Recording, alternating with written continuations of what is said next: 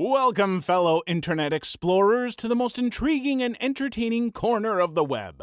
Get ready to dive into the fascinating world of stories right here on our YouTube channel. From the most bizarre and hilarious stories to the heartwarming and uplifting ones, we've curated the best of this week's content just for you. So hit that subscribe button and the notification bell to join our ever-growing community. If you've got a story worth sharing, drop it in the comments below, and you might just see it featured in our next video. When have you experienced sexism as a man? Viewer edition. Story 1. I was walking to my dorm and a couple was arguing about God knows what, a male and a female, and the conversation was getting more heated by the second until the girl threw a punch. I watched as she continued to smack and beat the crap out of him, but he wasn't doing anything. I had enough of it and was going to stop her because I was thinking, he's not going to stop her. I was so wrong, because before I had reached him, he grabbed her wrist and punched her in the nose. She started crying hysterically and noticed me just standing there. She ran up to me saying, "Call the cops." I looked up at the man and his lip was bleeding. She was reaching for my phone when I smacked her hand away saying, "If you think that you can beat the crap out of anyone, you better be prepared to get the crap beaten out of you."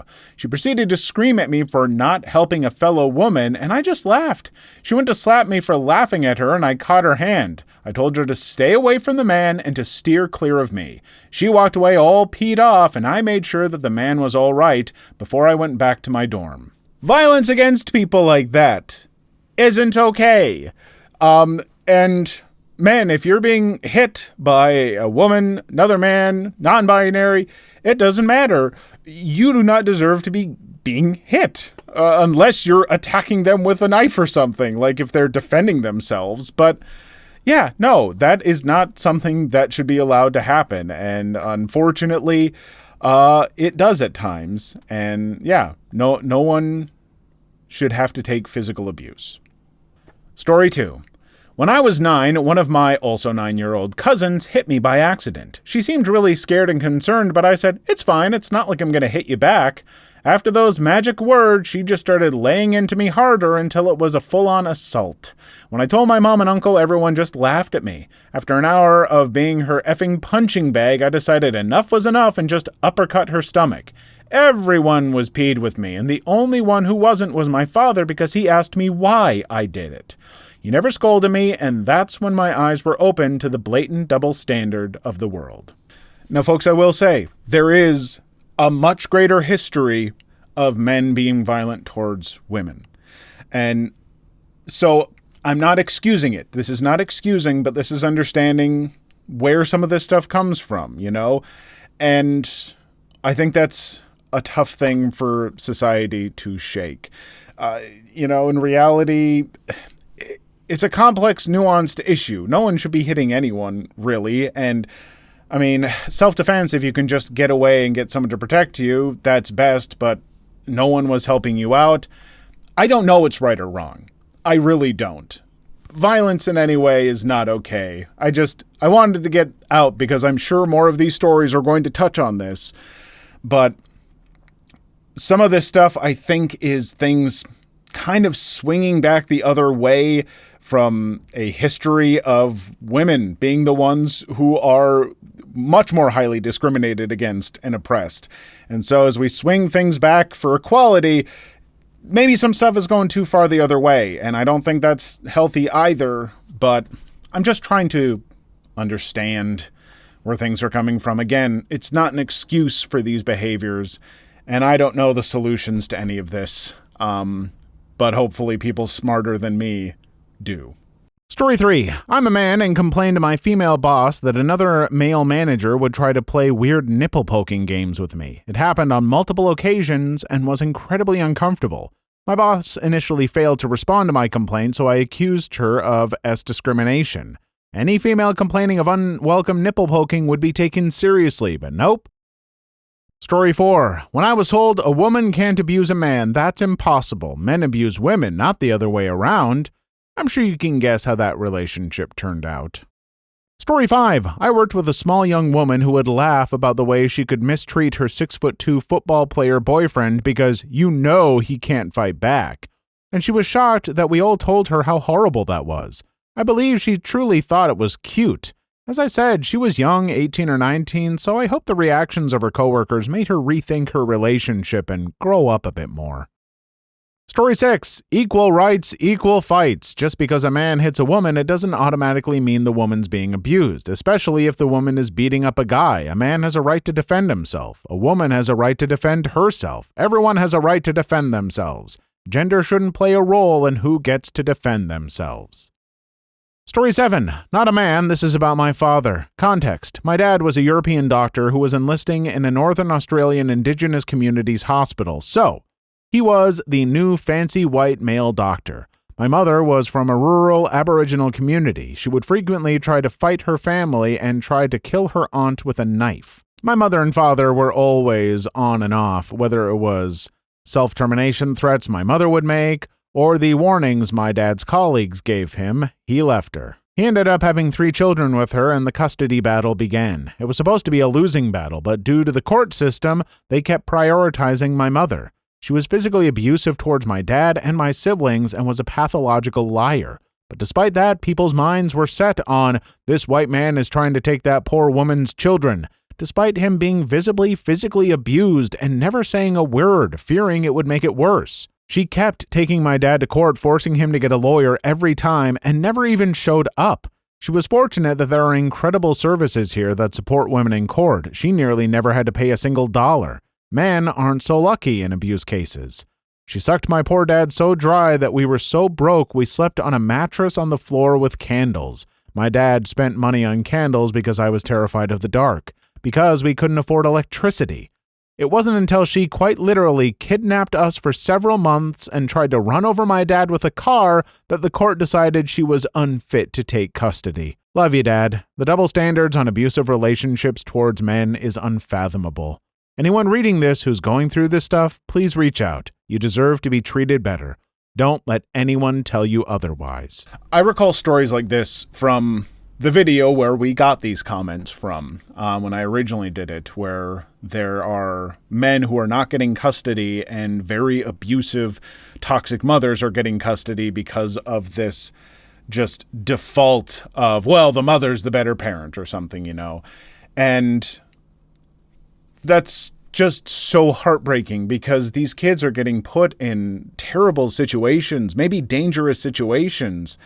And I know courts can be overwhelmed and overworked, but this seems like something that's worth really genuinely looking into and not just assuming that the mother's going to be the better parent. You know, when kids' well-beings are at stake, you don't just make these generalized assumptions.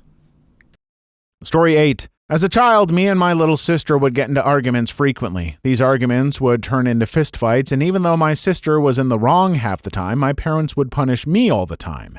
So I learned to just take the punches, scratches, because I didn't want to get my butt beat. Turns out she would tell all her friends that she's able to do this to me and get away with a slap on the wrist, so whenever they saw me, they would laugh at me. But now that I'm older, my parents magically forgot this ever happened and deny everything. Story 9. One time some Karen called the cops on me for taking my then 4-year-old niece to the park. When the police arrived, I tried to explain that she was my niece, but they just wouldn't believe me until I called my sister to explain how she left her daughter with me. Never been so peed in my life. Story 10. Here's what my mom told me. If you ever have a girlfriend who treats you horribly or abuses the power she has because of society, leave her immediately. If you have a house with her, don't leave by car, just pack your things and go on foot. You can call the police, but it might backfire horribly. You know damn well I'm taking that advice.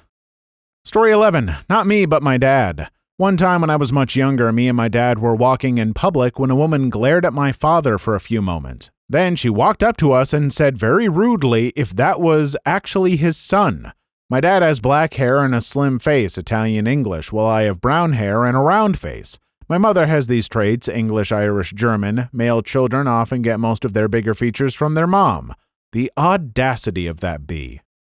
Story 12. My ex lived in my apartment for months rent-free. We talked about her getting a job and contributing to rent, electric bills, groceries, anything, and she agreed. Throughout our time living together, she quit every single job she ever got within a week and started getting mad at me whenever I told her I couldn't afford something she wanted. and for not liking the things I got her when I did have money. She also got mad at me for having a job and leaving her alone every day, and for the fact that my job meant I was doing better than her. Apparently, we were in a competition that I didn't know about. 6 months and $16,000 in credit card debt later, she broke up with me and continued to live rent-free for another 2 months, and somehow I'm still the bad guy. I will say I don't know if this is necessarily rooted in any kind of like sexism or a double standard necessarily. I feel like if a woman was, supporting a guy who's doing this to her, it would be, we would be just as similarly outraged, I would hope. I just want to comment on this because this is a situation people find themselves in, and you find yourself thinking that, well, no, it's my partner and I love them, and, oh, they're having a tough time, and you want to support them. And it's good. It's good to be supportive and to try and help them out, but there is a not so clear line. Maybe you need to talk with friends, other people who are close to you, but where your goodwill is being taken too far and it is taking advantage of you. It's abusive to you. And if you start worrying about stuff like that, I'd recommend you talk to someone because it's not a great situation to be in, I promise you. People who lost their job by yelling at a customer. Story, viewer edition. Story 1. When my husband and I first married, we worked in a privately owned auto parts store. He was the store manager and I was assistant manager in HR. Well, people frequently refused to speak to me. I'm a woman. I really didn't care and mostly could understand it. Most women in these stores didn't know about mechanics and refused to ask for help. Be taught and get mad if a man tries to help. Sorry, but it's early true. As long as they weren't nasty about it, I didn't get offended. So one day we recorded a call from a regular customer, a rude, mean, obnoxious jerk.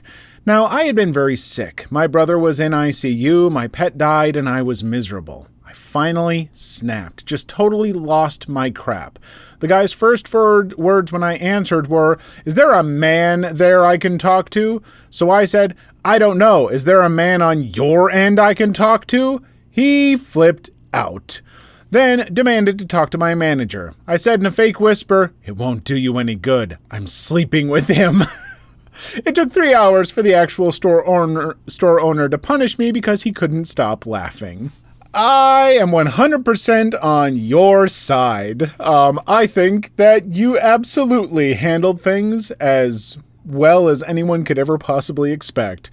And yeah, frankly, any place where I see a customer who mistreats a female employee and is just like, where's a man I can talk to?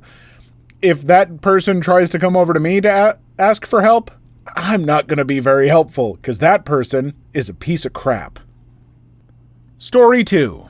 All these stories remind me of the time I actually worked at a business that had a big sign that said, "The customer is not always right." And of course, when I first started working there, I thought it was just some kind of joke sign. But a few months after being there, I had a customer try to argue with me over something, not sure if it was the price of an item, if it was so long ago, but either way, they were determined the issue they had was my fault, and when I wouldn't budge and give in to their demands, they demanded to see my manager. So I gladly got her, and all she said to the customer was, "What did I say?" I repeated the situation. The customer, glaring and smirking at me as if I was about to be in trouble, was shocked when my manager simply replied that I was right, and if the customer didn't agree, she could just not purchase the item. Well, that enraged the woman even more, and she then started yelling at both of us that she demanded to see the owner of the business, that she knew him and would have us both fired. So my manager smiled and said, "Sure, I'll go get him for you." My boss came out to the front of the office and pleasantly said hello to the woman and asked what the problem was. She started up with a story again on how I had not done whatever it was she thought she was entitled to because she was the customer. He looked at me and asked what I had told her. So I gave him the same reply I had given her, and he looked back at the woman and said, "Well, there's your answer." She started screaming of how she would have his business ruined and blah, blah, blah. He didn't even wait for her to finish her tantrum and simply said, "Look," and pointed to the sign. And then said very loudly so all customers could hear him, "Whatever Whatever answer one of my office girls gives you is the only answer you will get. They are very good at their jobs. That's why they are here. If you do not agree with what they tell you, then you may shop elsewhere, and if you argue with or threaten any of my office girls, you will be escorted off the property and banned. He then turned to me, told me I was doing a great job, and went back to his office. The woman looked at me with hatred and opened her mouth to, I'm guess, really cuss me out when my manager hit the intercom asking for a couple of warehouse guys to please come to the front to help a customer find their way out, and picked up a phone at the same time, looking at the customer and asked, do I also need to call you a police escort? Needless to say, it was the best job I ever had. I stayed 10 years until the owner unfortunately passed away and the new owner took down the sign and decided I didn't want to work there anymore. Yes, businesses depend on customer satisfaction, but a good business will continue to be successful if they treat their employees with the respect they deserve. Customers are not hard to find when they come to you because you offer something they need or want. A good employee is much harder to replace than one bad customer. First off, that owner and that store's policy are amazing, and you make an extremely good point at the end. A good employee is a lot harder to replace than one bad customer, so I think that's something the managers and bosses of the world need to keep in mind. Also, this does remind me of a place I worked at, Minnesota Home Outlet, back in the day, when it was first starting out, and our return policy was no returns, because it made sense for the store. I could go over all the stuff, but, unless something was very specifically like not functioning when it should have or whatever, there were no returns. And that was posted in like 40-foot high letters behind the register. And the number of people that would come in with something like, oh, I found out I don't need this, so I want to return it. And we would just go, sorry, there are no returns. And customers would always just say, what? Where does it say that? And we could just go. Story 3. I got someone fired. For a good reason, though. I was 13 at the time. 13! I was wearing literally the baggiest clothes you can imagine and Crocs, my hair in a bun and my glasses on. I looked like a dweeb. I was buying groceries for my grandma since I lived down the street, and when I was checking out, the guy who was ringing me up was like mid-40s, chubby and pretty tall. He asked for my number, and I told him no. He asked me where I lived. I told him near the police station. He asked how old I was, and I told him. He asked what I was wearing underneath my clothes, and I immediately looked to the cashier next to him and told her that he was being a creep and trying to be a gross adult to me, and she immediately handed me my things and called the manager. I loitered around outside and heard yelling, then left as soon as I heard, "You're fired." Story 4. I work in retail as a cashier and have had minor experiences of these types of BS situations. Listening to these stories was making me feel secondhand peed off for these people, lol. Like how the FDA get fired for causing an uproar you didn't even cause. I might have lost it. Story 5. The customer is always right is the most ridiculously misused and misinterpreted phrase that I'm in regular contact with.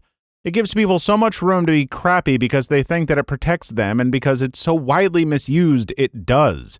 Some people are so awful to people that are forced to be around them and be nice to them. It's super telling for me. It's good practice to take a new or potential partner, business, romance, whatever, into situations where they interact with customer service people for a small to moderate amount of time. I find that it is a simple way to judge someone's character. At the very least, it's an effective early-on indicator. I wish we could respond to people like this as a workforce, everyone. I'm a bartender, and while I'm a kind and respectful person, if someone gives cause for a proportionate reaction, I, to some degree, have to respond and often be firm, as drunk people aren't the best listeners. This being said, if someone is making me feel uncomfortable or being hostile, ruining the environment for everyone, or God forbid, they get mean or hostile towards other patrons for no reason, I get to let a little bit of that righteous anger be useful. I did actually want to touch on how this story started with the idea that the customer is always right is ridiculously misused. There is some debate. I don't know exactly how true this is. I think it's, part truth, part fiction, who knows, but Originally, the idea of the phrase apparently was the customer is always right in matters of taste, or something along those lines, where it's like, hey, if a customer thinks something they look good, you agree, they're right, it looks good. You don't, like, if a customer's trying on a hat and go, ooh, I think I look good in this, you don't go, no, you don't, because you want to get the sale. Nothing to do with, oh, please, dear customer, anything you say, oh, I will do it for you. Let me kiss your boots. It's a bunch of baloney. Like I said, I don't think that story is actually 100% accurate, but I think it should be. Story 6. I've had this happen to me before. Long story short, I was pushing carts in a grocery store parking lot when I got into an altercation with a woman over me pushing them in front of her car or something like that. She, being a Karen, although the term hadn't come into use yet, unfortunately, went and complained to the manager. I pushed the carts in, saw that she was tattling on me, and started complaining about her in return, getting really agitated in the process. Knowing that the manager was likely going to fire me, I quit on the spot. Story 7. I've been fired from lots of jobs, not for performance issues, but because I don't get how you're supposed to deal with these people.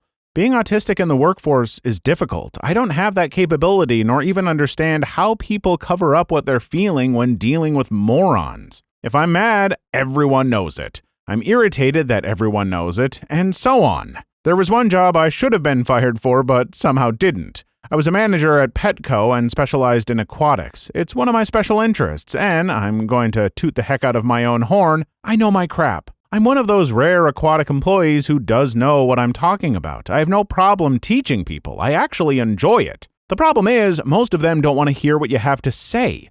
Pet store customers are just as bad as customers anywhere else, with the added bonus that they're serial pet killers. I snapped more than a few times. I was called all sorts of names, accused of not knowing what I was doing, trying to clean out all the incorrect common knowledge that is so prevalent in aquatic husbandry, and so on and so on. I have no idea how I wasn't fired from that job.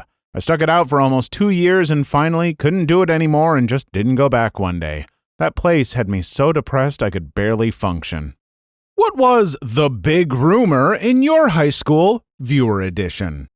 Story 1. I was told by many teachers and alumni that there was an underground tunnel connecting 2 of the buildings. This turned out to be true when my drama teacher took the class outside and showed it to us.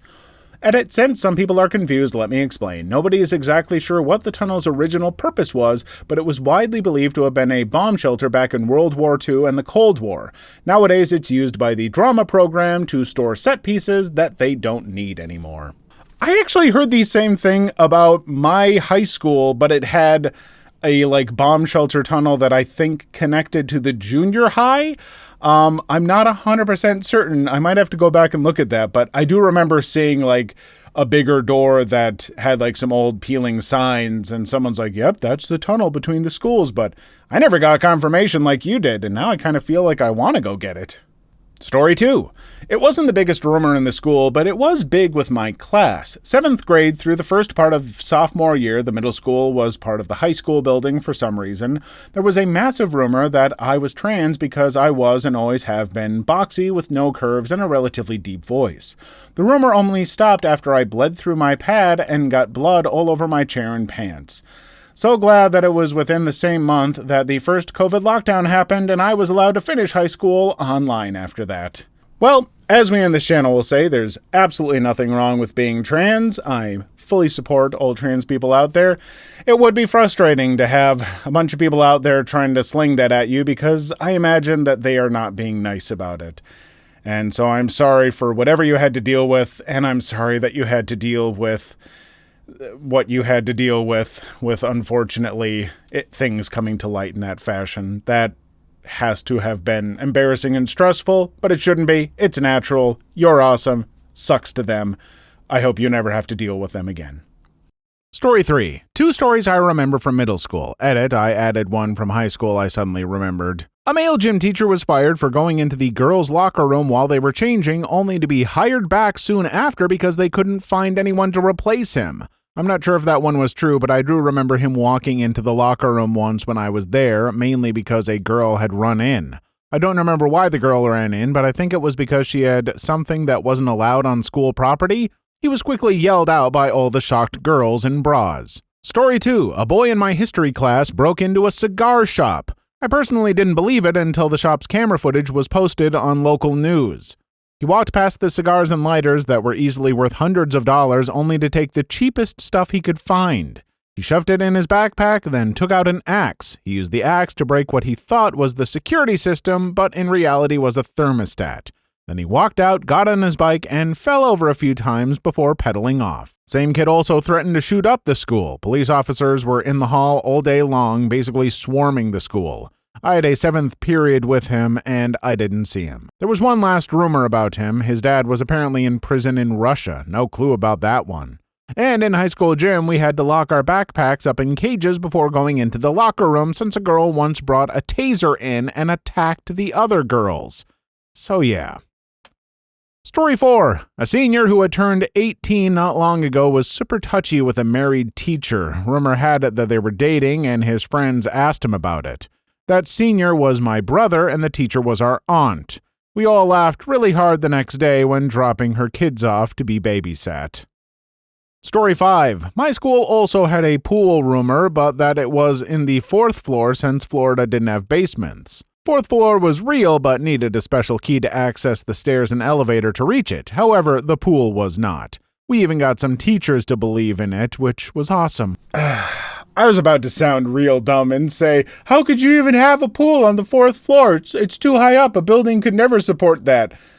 Absolutely forgetting about just all the buildings that exist that have like rooftop pools and infinity pools and stuff like that. So what the hell do I know? Story 6. I have a friend from high school who lived kind of far from school and would always be missing for weeks at a time because he was sick, and one time he was gone for 2 months. Everyone assumed he was dead and he didn't answer his texts or anything. Then one day he came back and had a C in geometry for the rest of the year because he missed so much. We always joked about how Daniel had cholera, tuberculosis, died, came back from the dead, and also lived in Korea, Australia, India, or Poland. Story 7. The rumor at my school was that the guidance counselor was fricking the principal. They spent a lot of time together and acted like the king and queen of the school who ruled with an iron fist. It was never confirmed, though, so I don't know if it's true. The second biggest rumor was that the same principal was a perv who liked looking at the students' legs. It was an all-girls school, and at a certain year, the students had to move into the dorm. Dorms were mandatory, and the guy was the only male on campus aside from the vice principal, who was a pretty chill guy. He also lived right next door to the school. I don't know if it was true. I left before the dorm year. Story 8. Trigger warning, assault. Back in middle school, this guy joined during my 8th grade year. He was in the same year as me, and it began spreading throughout our year that he was here because he had been arrested for R-ing his 9-year-old cousin and had finally gotten out of juvie.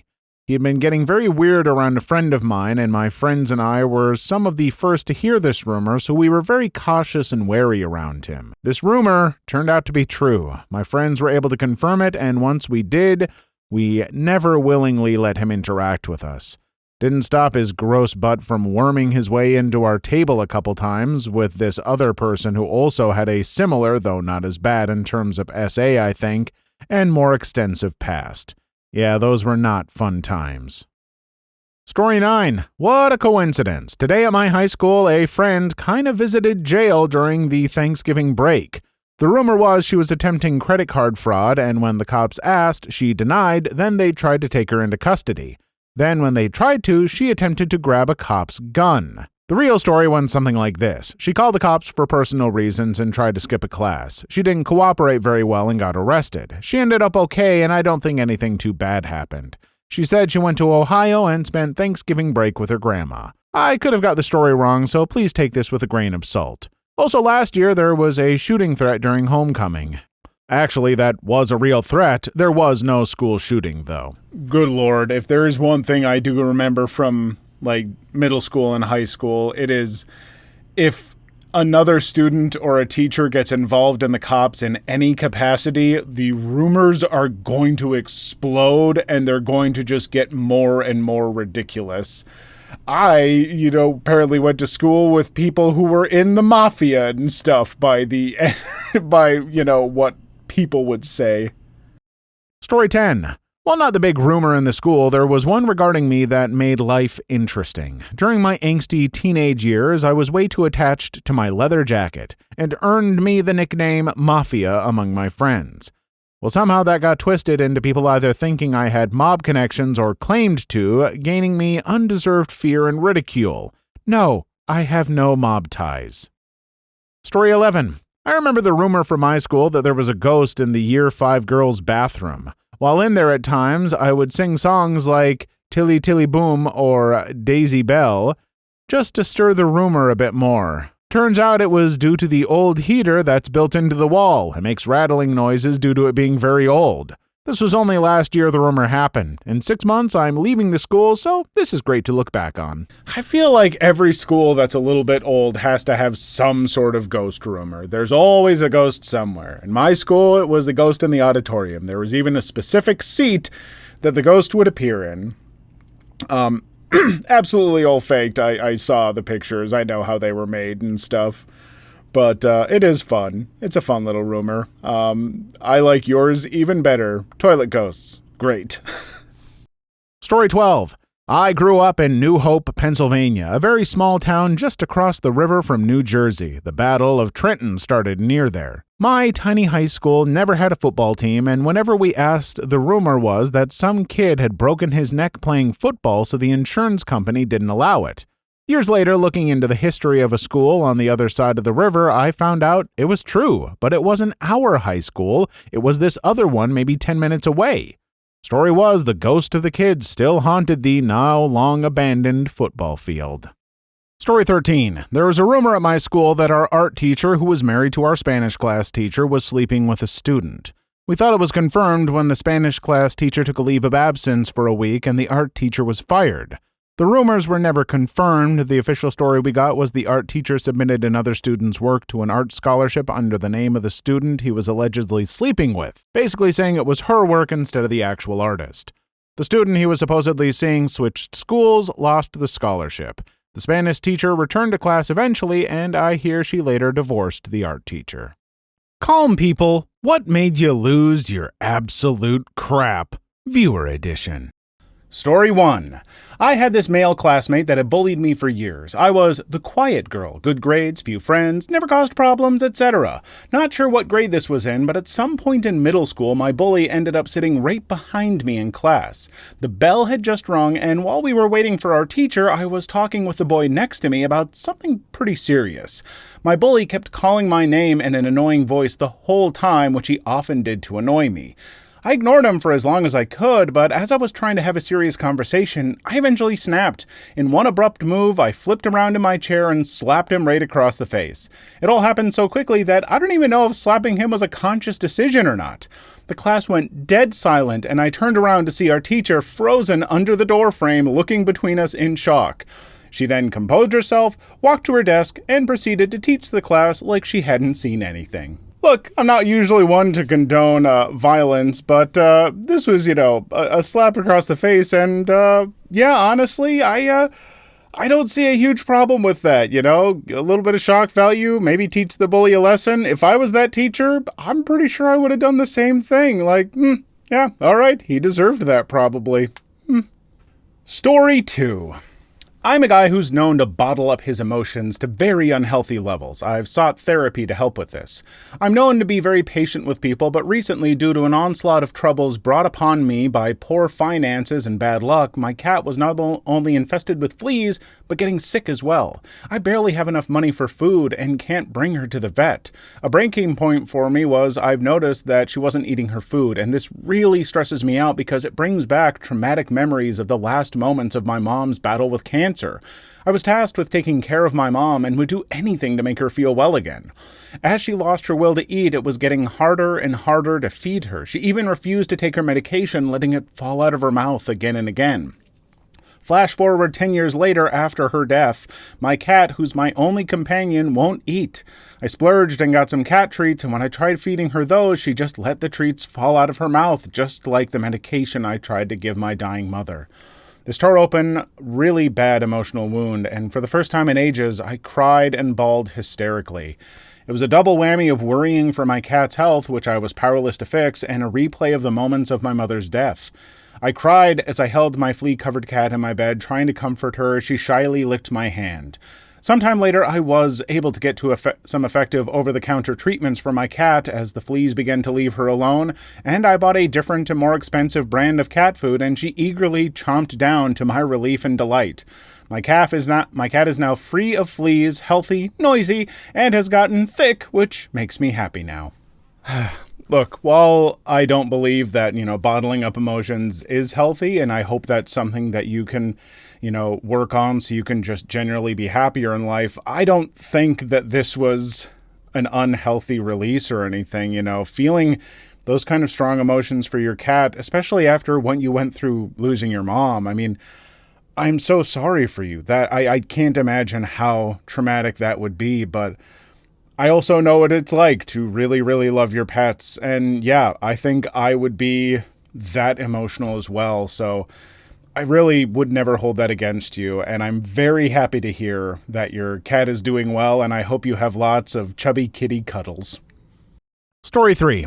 I was, and still is, a very introverted and quiet person in public. Back in 7th grade, I was that average loner kid in the school. In math class, there was this one kid that kept annoying me. The class was generally already chaotic with all of the sporty kids. The teacher was fairly young and couldn't control any of them. Class is usually loud as hell, with the majority of students screaming or on their phones. I was doing homework or reading books most of the time, minding my own business. This person kept taking things out of my bag and showing it to the entire class while laughing, asking me weird questions and mocking me for whatever I said, and sometimes throwing my things around. I usually just sigh and get back to work. This happens almost every day, by the way. The day right after winter break, I had my brand new fancy-looking plastic pencil case with stickers I got for Christmas. I, as a child, of course, loved those kind of things. I had the pencil case on my desk and doing homework. That one person came over, said something, took the pencil case, and started playing catch with it. Then it fell to the floor and snapped in half. I completely snapped and couldn't control myself anymore. I stood up, looked at him with a big smile, walked over to his desk, and flipped it over. I took his bag and threw it outside, making sure everything in it is all around the floor. Smiled at him again when I returned to the classroom. I see how fun it is for you now. Entire class was in shock and girls were gossiping. I just sat down at my desk and continued to do my homework. The boy silently goes outside and picks up all of his crap from the floor. The math teacher did nothing, said nothing, and pretended it never happened. The boy never talked to me again. Funny thing, when I was moving away from that school, he was the only one that said goodbye to me from that class. I mean, yeah, you gave a bully a taste of their own medicine. You didn't resort to any kind of violence. I mean, yeah, it was a bit of an outburst from a normally chill person, but you know what? I feel like it's kind of justified, and hopefully, genuinely, I hope that person kind of learned a little bit of a lesson from it and how that kind of felt, and you may have made a difference in that person's life for the better in the long run. At least we can hope so.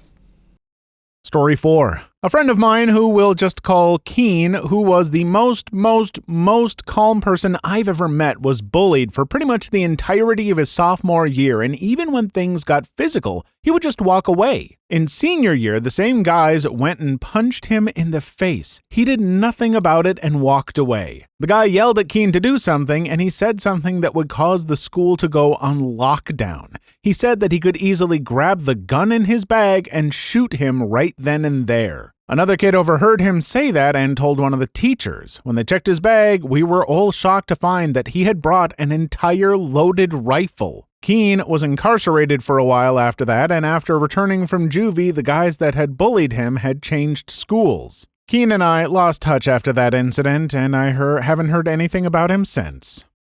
Story 5. Back in sophomore year in high school, I was the weird, quiet kid that most people avoided. I wasn't violent, just quiet, didn't really make eye contact, and I also didn't really take care of myself. Well, one day this guy that I was kind of friendly with decided that it would be a great idea to start poking me in the ribs hard. For context, I have CPTSD, and I don't like being touched without warning. Not that this should matter, because keep your hands to yourself is literally one of the first life lessons you learn. The first few times I asked him to stop, and he kind of blew me off. After about a week of this, he poked me, and I finally got mad.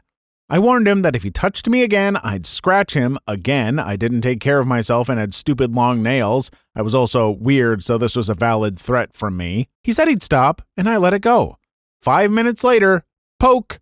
Without hesitation or warning, I whipped around and scratched him across the face pretty badly. He was actually bleeding a bit where it caught across his cheekbone. He was stunned, clearly didn't think I'd actually go through with it. I just said that I warned him and that if he ever touched me again, I'd go for his eyes. We stopped talking after that until some really nasty stuff broke out between him and my abusive at the time boyfriend. We made amends, kinda, but he dropped out of school because of the drama. I actually feel really bad for the guy. He went through a really bad time before he dropped out, and I wish there was more I could have done for him. Okay, I think it's time for Mr. Fax to share his own story because I'm normally a chill person, and I've had something kind of similar to this, so I feel like I can relate to you. See, I had one of those friends in high school who was essentially just a bully, someone who used, like, picking on someone and hitting people and just being a jerk because he thought it was funny, but in reality, no one liked that crap out of him. And he did it to me a ton because we were friends, as much as I'd try and tell him not to. And we had gym class together, I want to say junior year, and I had a week of him snapping me with towels because we were doing swimming for that week, and, like, playing what we called junk tag, which is slapping another guy in the genitals. That's the whole game, and I was getting really, really, really fed up with him. And so at the end of the week, we were in the locker room getting dressed and ready to go into the showers for the pool. Everyone else had already migrated to the showers. He had been snapping me with the towel over and over. And finally, when everyone else was out of sight, I snapped. I grabbed him by the throat and slammed him against the lockers. And he was a guy who was bigger than me, too. So this could have ended very badly for me. But yeah, I held him there with my hand on his throat and said something along the lines of, "If you don't stop this, I will." And yeah, he stopped, and I don't feel great about that. Like, I look back and go, oh my God, I can't believe I lost my cool like that. But at the same time, like, what you went through there and stuff, I get it. I don't think it's the healthiest release, and there are probably better ways to tackle this stuff, but I sure didn't know a better one at the time, and that's what I did, so I'm just sharing. I do this stuff too. What's your, slightly illegal life hack? Disclaimer! This video is for entertainment purposes. Don't do the illegal things.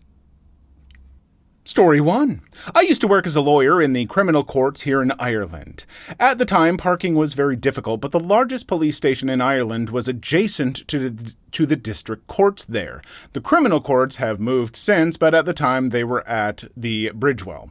Anyway, outside that station there were loads of parking spaces, all marked police only. One day I was running late and decided I would take the ticket rather than be late for court, so I parked in one. No ticket! I started doing it regularly. Pretty soon, they were used to my car there, so I guess they all assumed it belonged to a policeman. It was great. Even if I got a ticket, I have saved multiples of the ticket cost by the time a few weeks had gone by. Several months later, it finally caught up with me. I was starting the car, getting ready to pull out, when a cop held up his arm. Damn, I thought, and wound down the window. He said good evening to the judge and stopped oncoming traffic to let me go. I said thanks very much and drove on. Thing is, I was in my early 20s, way too young to possibly be a judge in Ireland, where 40s would be young for that job. I think the cops collectively decided that anyone with the audacity to blatantly park in that space must be a judge. Who else would think they could get away with it? Saved me probably $10,000 at a time early in my career where I really needed the money. Once I was established in the spot, I would pull into it right in front of cops and nonchalantly get out and walk away. Nobody challenged me. Long story short, if you break the law blatantly, the cops may decide not to challenge you. I mean, yeah, it's that kind of thing where, like, they say if you want to get away with the crime, just, taking something that you're not supposed to, just look official. Look confident in what you're doing. Don't sneak around okay, I'm going to grab it. Just be like, yeah, no, I'm supposed to be here and take it. You put on some high-vis vest. Oh, there's a construction worker. They're supposed to be in there because they go everywhere, right? Right? Of course, don't actually do that. Unless you're confident. Story 2. At school, we had a fingerprint scanner linked to an account we used to pay for meals. At the entrance to the cafeteria, there was a machine with another scanner used to make deposits. I used to purposely use the wrong finger so it wouldn't work. It's worth noting that if you didn't have the funds, they wouldn't let you go overdrawn, not due to limitations in the system. Rather, it's probably best to not give 11-year-old kids the financial freedom to buy whatever food they want and have their parents cough up later. This is why there was a machine at the entrance, as mentioned previously. So I'd go to pay, use the wrong finger, and the lunch lady would ask my name to take a note. I'd give her my name, and she would send me on my way with my lunch. It was never followed up on, and by the time I had left school, I must have accrued some serious debt. I'd estimate around 800 pounds. That's 2 years, 380 days of £1.40 pizzas and a drink.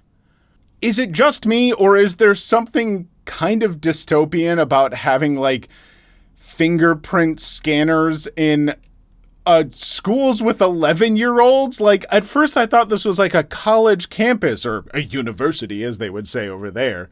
And we say here too. But it's I was oh, a college campus with fingerprint scanners. Boy, technology's really catching up in the colleges. But I don't know, having kids, scan your finger for payment, ooh, that just rubs me the wrong way. Story 3. Updated a neighbor's unsecured Wi-Fi router with a third-party firmware that increased the output so I could steal even more of their internet. I used it for the entire year I was at that address. I had free internet for roughly 2 years, moved into a new apartment, and had called Comcast to have the internet set up. When the technician pulled up, I literally watched him get out of his truck, write some crap down, then got back in and left, so they typed it up as me not being home for the installation. Well, as it turned out, I had my own router and modem already hooked up, and they turned everything on at their end. But they forgot to turn that crap off. 2 frickin' years, 50 megabyte per second internet, not a single phone call from Comcast or a single bill delivered to my door. Story 4. I found a parking spot that has a parking meter on it, but by virtue of its location, that meter never gets checked. I've parked for free all day for over 2 years, not one parking ticket. In my town, meters all have little blinking red or green lights. Presumably, they just drive by and look for red lights at night. Always wondered what would happen if you made a little device with blinking green LEDs and just taped it to the meter. The device wouldn't cost more than a couple bucks, and it wouldn't be visible at night. Story 5. I never pay for parking and put a sign that says machine broken at 8:45 a.m. on my dash. The only time I get tickets is when I forget to take it out of my glove box. Edit. I see casual parking fraud is the theme of this thread. If it's private business and not the city parking meters, I just never pay the ticket. I've gotten at least 20 tickets at my tiny university in New Jersey and never paid. They don't tow cars, and they have no idea whose car they're ticketing because I never registered it in the system in the first place. It's a pretty big hole in their system. I gotta say, there are, as this person has said, a lot of parking fraud stories in this thread. But also, I do like that this one specifically had, screwing over the parking structure at a university, because if you're already paying to be at a university, the fact that they're charging you for every tiny little thing they can and nickeling and diming all of these poor students when they're charging the most ridiculous fees for, just college credits. Yeah, maybe it's not so bad if they don't get that parking money. I'm not going to say that you all should do this or figure out your own way to goof over the college that's going to have debt hanging over you for decades, but Story 6. I once was invited to the executive lounge at a hotel about 5 minutes from my place. They serve free wine and finger food there. Literally no security or room checking or anything. I go there sometimes after work when I feel like a glass or two by myself. I work security at an upscale hotel. We have a concierge lounge that anyone can literally walk right into as well. Only platinum members are given access to the concierge floor, which is the 8th floor. To access the 8th floor, you need to use your key card in the elevator, which will only work if you've been given access. Or you can take the elevator to the 7th floor and take one flight of stairs to the 8th. No one will ever know. Story 7. When looking for stuff on Google that's pirated, you might see a message at the bottom that says something like, In response to multiple complaints that we've received under the U.S. Digital Millennium Copyright Act, we have removed number results from this page. If you wish, you may read the DMCA complaints that caused the removal at lumendatabase.org:complaint. With links to multiple complaints. Click one of the complaints links. It should take you to Lumen Database. Look for the part that says allegedly infringing URLs and boom, one or more links to what you want. Personally speaking, at least 95% of the time, I get a working link. Story 8. I study and work at a university where I often park in the paid parking lots where you get a ticket printed at the time of arrival and then feed back in when you leave to calculate your total. I found that if you crumple up the ticket, the machine can't read it, and then I call the helpline and tell them my ticket is unreadable, and they immediately open the gate. I haven't had to pay for on-campus parking all year. Story 9. Foxtel, Australia's cable TV provider, gives free 2-week trials. You can download their app and can Chromecast to your TV. For about 8 months, I've been creating a new Gmail address and resetting an old iPad. Yes, it's a tiny hassle, but I already pay around $130 per month for 2 satellite boxes, and that package doesn't have Chromecast functionality. I'll be honest, I can't think of many shows that would be going on for more than a couple weeks that I would be willing to put in this kind of effort to watch. I don't care that much about watching a ton of television shows. I mean, I like to, but if one goes away, I'm not going to make new emails and reset an old iPad. That's too much effort for me. Story 10. We used to take our dog to day camp at PetSmart. It was good because he would get to play with other dogs during the day. It was expensive though, $20 a day. Only did it twice a week, but still $160 a month. They used to send us digital coupons for a free day for every 10 days we went. Well, I tried to use the same digital coupon and it worked for a while. Didn't abuse it or do it every time we went so as not to raise suspicion. Eventually, they updated the computer system to recognize if the coupon had been used before. Good run while it lasted. Story 11. Gym at the university is like a $300 membership for 6 months, but I've realized that they don't scan your card if you go up to the women's gym. So I've been using my old card to get the access card for the women's gym. I have 2 cards from the gym, so if I ever do get caught, I'll pretend I brought the wrong one in. It's probably not a good thing to do, but as a broken university student, I have no remorse. Story 12. If a website disables your ability to right-click save their media in order to protect it, you can usually grab it easily enough by opening the page info in your browser and going to the Media tab, maybe called something else depending on browser used, and there should be a list of all media embedded on a page, pictures, videos, and so on. People, what is the creepiest thing that happened to you while home alone? Story 1. I was living with my parents, but they were out of town for a couple of nights. I was sitting at my computer with my headphones on, playing video games at maybe 1 to 2 in the morning. Suddenly, I feel my phone vibrating. I look down and see someone new has added me on Snapchat, and out of curiosity, I accept. I continue playing my game, and when it's done, I look at my phone again to see if the person has messaged me, which they had. So I open up the Snapchat, and to my extreme horror, I see that it's a photo of me sitting at my computer playing video games, taken from a good bit behind me with Zoom. The photo had been taken maybe just a few minutes before while I was still playing the game. There was no caption, no text, no nothing. I immediately go into panic mode and think I'm going to be murdered any second. Now, all of the lights were off in the house, so I couldn't see outside of my room because it was pitch black. But the light switch for the hallway is just outside of my room.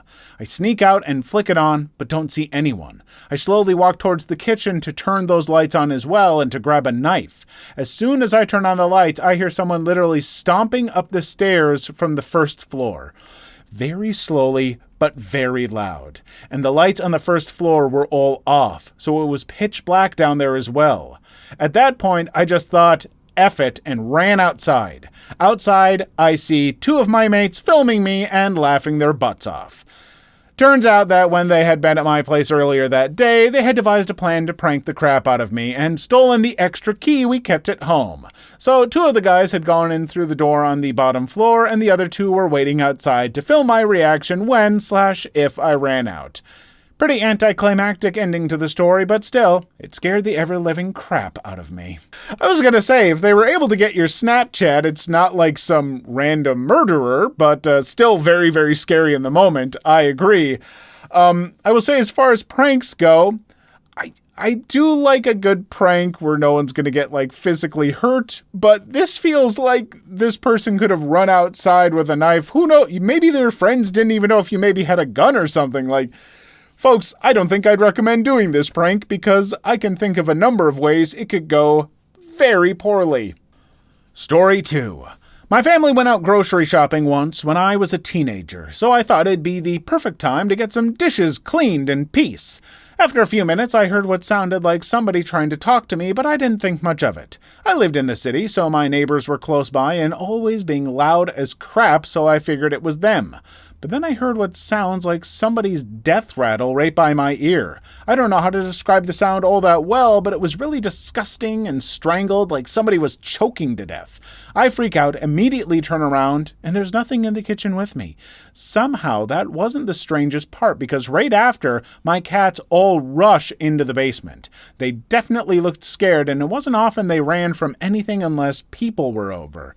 That leaves me and my dog to patrol the house, so I grabbed a knife and looked the place over top to bottom. Even checked the creepy attic attached to my mom's bedroom. There wasn't anybody else there. Not even a sign of somebody messing around inside or outside.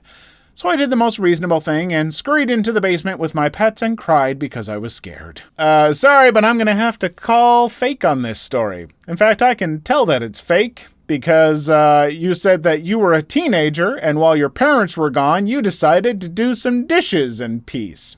And no teenager has ever done anything like that. Gotcha, liar. But no, that does sound scary. Story 3. I had a dog that suddenly jumped awake at night and went absolutely ape crap. He ran to the rear of the house, barking, growling, hair standing on end. We're talking full-on fight-to-the-death mode here.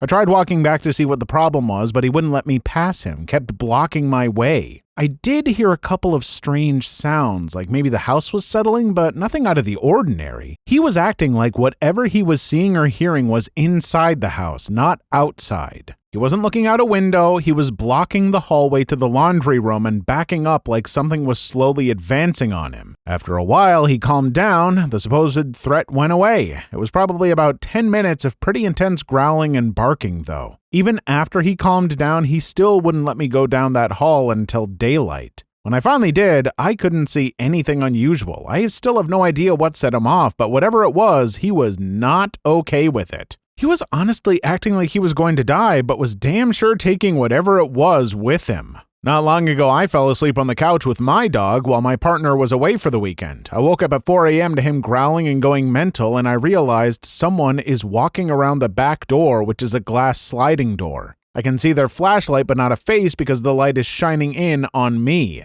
It turned out to be my partner coming home early and had forgotten his house keys. I almost crapped myself, though, and felt like I was having a heart attack. Story 4.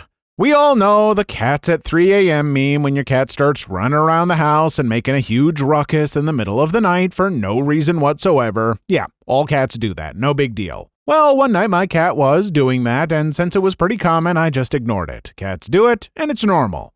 I was downstairs and not asleep yet, and my cat was upstairs. It kept going for a little while, but I paid no attention to it until I heard glass shatter. I went upstairs to check on my cat and see what broke. My cat was sound asleep. Nothing was broken. It literally wasn't 30 seconds after I heard something break that I stood up and went upstairs, and my cat was sleeping like a baby. When I went to go pick her up, she did that stretch and yawn thing that cats do after waking up from a long nap, and she had obviously been asleep for quite some time. I never found any broken glass. Weird crap. Every night my family's cat sits at the bottom of the stairs and just stares up at the top steps. We have 2 cats, and they both do it. Every night. There's never been anything up there, and they just stare at it for minutes on end with wide eyes. I'm not a superstitious person, but it certainly makes me think about it at times. Cats are weird. I don't know, see, this sounds to me, and I could be wrong, but it sounds a lot like, you were lying down there and you were at that phase where you're like transitioning into sleep. but still aware of your surroundings. But your brain is starting to just like do sleep things. And instead of dreams, it's more like half awake hallucinations where your brain is like, and this is normally when the cat's rushing around, and your brain's like, so it sounds like this, and you can hear it in real life. Oh, I'm awake and I hear the cat, but you're not awake. You're kind of asleep, but kind of awake. And then your brain's just like, what if the cat like knocked over something and broke it? That'd be wild. And then the other part of your brain's like, sound effects, crash. And you're like, this really happened, but it didn't. That's my guess, because that happens to me fairly often. I mean, a couple times a year, but like vividly. Story 5. Home alone when I was 10 or 12, somewhere in between there. My parents' house is located in the suburbs, surrounded by woods and the golf course. It was a stormy night, and my parents went out for dinner. I was watching TV in the living room with my dog on my lap when all of a sudden she jumps up and sprints to the front door barking. She never barks. My dad trained her since she had a very loud, annoying bark. I walk over and turn on the outside light to see nobody. As soon as I did this, she sprinted to the back living room by the pool with sliding glass doors and started barking over there like someone was inside the screened pool area. I run over and turn the pool lights on. Empty. I started to get kind of freaked out. Then she ran to the garage door, barked like she was going to rip someone's face off. I grabbed a knife from the kitchen and opened the garage door to hear the rain and see the main garage door wide open. I immediately shut the garage door and slammed the inside door behind me, grabbed my dog and ran into my room, locking the door and going into the closet. I waited there for what felt like 3 hours for my parents to get home. I told them everything, and my dad went outside to find what looked like new muddy footprints around the garage and pool area. Nothing else ever came about from it, but man, I got the chills typing that out. Freaky experience. Story 6. I got a phone call asking how my TV was holding up. I thought it was just the company we bought it from checking up on it and doing their normal customer support stuff until I was told exactly what channel I was watching. I asked who it was on the phone, and they said, "Don't worry, I can see you, but you can't see me." I was 9 at the time, and my parents were out of town for work, so my older sister, 17 at the time, got us all to hide in my parents' closet with the guns, and we called the police. When they arrived, they called us to let us know it was them knocking on the door. They found footprints, but no person. We installed security cameras not soon after and never had a problem again, but it still creeps me out to this day. Please leave your story in the comments. I would love to make a video on them in the future. Also, don't forget to like and subscribe.